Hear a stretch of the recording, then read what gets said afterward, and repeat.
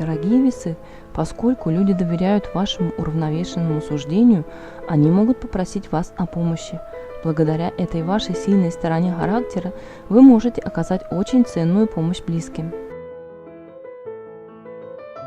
29 августа, пятница, день Венеры. Луна, продвигающаяся по знаку весов, выводит на передний план понятие равновесия и согласия в отношениях.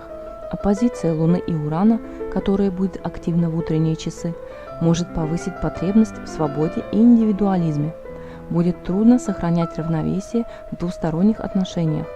Возможно столкновение с неожиданными реакциями. После полудня Луна образует секстиль с Венерой во Льве. Гармоничные энергии могут оказать поддержку в области любви и взаимоотношений. Возможно новые знакомства, а также возрастание романтизма в имеющихся отношениях. Послеполуденные часы могут быть плодотворны для сфер эстетики и искусства. Луна, начиная с 20:00 по московскому времени, будет продвигаться без курса.